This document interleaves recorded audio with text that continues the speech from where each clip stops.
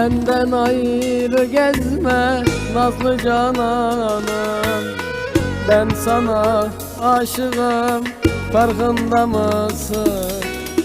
Senin hayalinle doldu her anım, ben sana aşığım, farkında mısın? Senin hayalinle doldu her anım, ben sana aşığım, farkında mısın?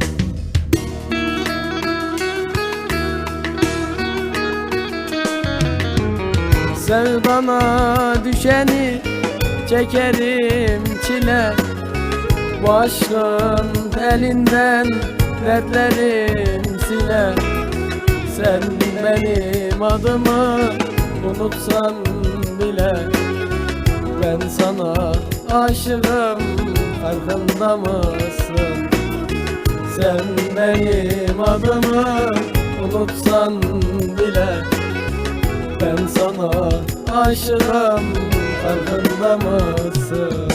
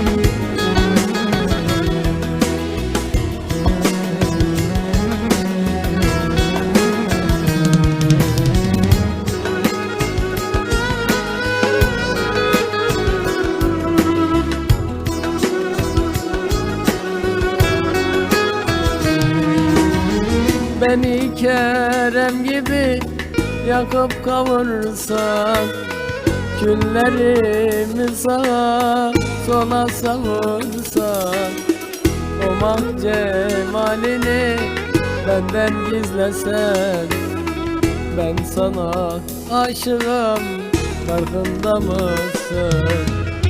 O mah cemalini benden gizlesen, ben sana aşığım, farkında mısın?